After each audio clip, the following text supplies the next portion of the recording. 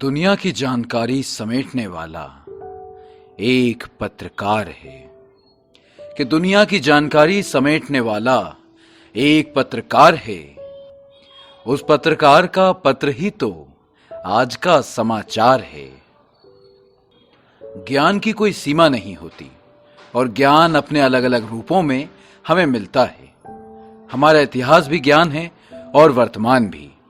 इन्हीं में हमारे आसपास और देश दुनिया में हो रही घटनाएं भी ज्ञान हैं, जिसे जानने के लिए हम हमेशा तैयार होते हैं और इसी ज्ञान को जानते हैं समाचार के नाम से। हेलो जी, नमस्कार। मैं गौरव दुबे एक बार फिर आपके सामने उपस्थित हूं JMC capsule entertain your knowledge में। आज जेएमसी कैप्सूल में हम जानेंगे समाचार यानी न्यूज के बारे में और जानेंगे समाचार के तत्व यानी न्यूज के एलिमेंट्स के बारे में। तो वीडियो को अंत तक देखें। आज की इस वीडियो में पहले बात करते हैं समाचार क्या होता है। तो समाचार किसी भी ऐसी ताजा घटना, विचार या समस्या की रिपोर्ट है जिसमें अधिक से अधिक लोगों की रुचि होती है और जिसका अधिक से अधिक लोगों पर प्रभाव होता है।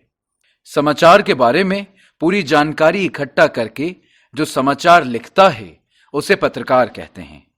समाचार हम अलग अलग माध्यमों के माध्यम से सुनते, पढ़ते और देखते हैं। इनमें टीवी चैनल्स, न्यूज़पेपर, रेडियो और डिजिटल मीडिया शामिल हैं।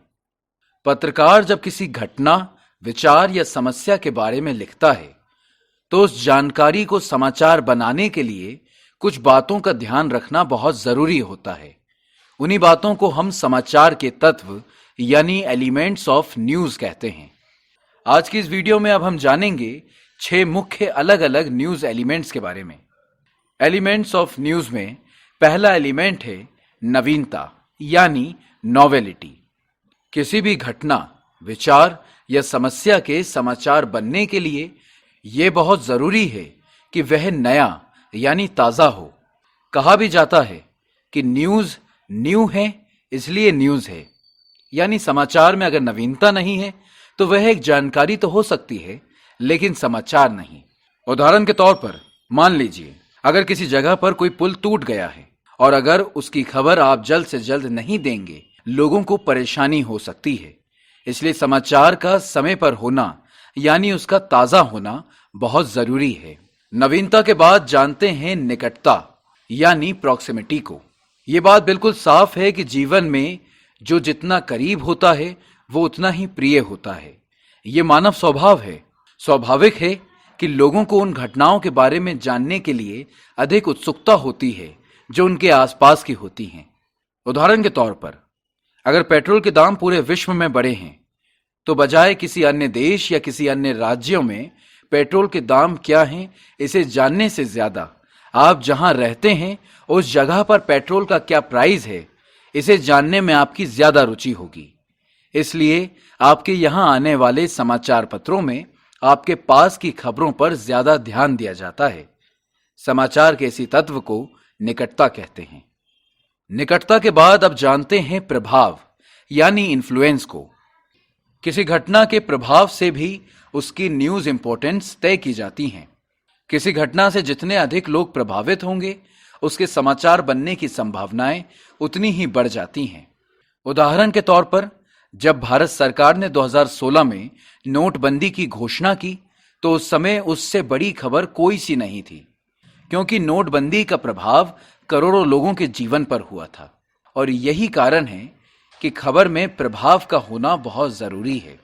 प्रभाव के बाद जानते हैं जनरुचि यानी पब्लिक इंटरेस्ट को। किसी विचार, घटना और समस्या के समाचार बनने के लिए यह बहुत जरूरी है कि लोगों की उसमें दिलचस्पी हो। हर समाचार संगठन का अपना एक लक्ष्य समूह यानी टारगेट ऑडियंस होती है। उसी के आधार पर मीडिया हाउसेस अपने पाठकों या श्रोताओं की रुचि को ध्यान में रखकर समाचारों का चयन करते हैं। उदाहरण के तौर पर भारत में कोटा को एजुकेशन हब माना जाता है, जहां दूर दूर से बच्चे एग्जाम की तैयारी करने आते हैं। अगर आप वहां की खबरों पर ध्यान दें तो पाएंगे कि वहां के समाचार संस्थानों का ध्यान शिक्षा से संबंधित खबरों पर अधिक होगा। जनरुचि के बाद अब जानते हैं टकराव या संघर्षण को यानी कॉन्फ्लिक्ट को।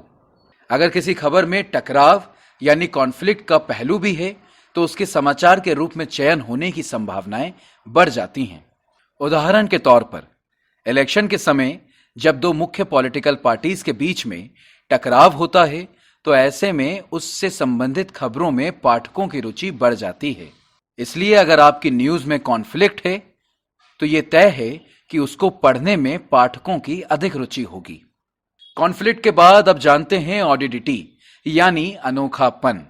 जब किसी खबर में कुछ असाधारण होता है तो वह समाचार का रूप ले लेता है। खबर में अनोखापन पाठकों को बहुत पसंद आता है। उदाहरण के तौर पर पत्रकारिता के क्षेत्र में एक बहुत ही पुरानी और प्रचलित कहावत है कि अगर आदमी को कुत्ता काट ले तो वह खबर नहीं होती, लेकिन कुत्ते को अगर आदमी काट ले तो वह खबर होती है। यानी जो कुछ भी स्वाभाविक नहीं है वही समाचार है, और यही समाचार के वो मुख्य तत्व हैं जिन पर परख कर एक जानकारी या सूचना को समाचार का रूप मिलता है। आज के इस वीडियो में बस इतना ही। इसी तरह पत्रकारिता के अलग अलग विषयों को हम जानेंगे जेएमसी कैप्सूल में। तो अपनी नॉलेज को एंटरटेन करने के लिए सब्सक्राइब करें जेएमसी स्टडी हब के यूट्यूब चैनल को। अगली बार फिर मिलेंगे किसी नए विषय के साथ। तब तक देखते रहें जेएमसी स्टडी हब। लक्ष्य आपका, साथ हमारा।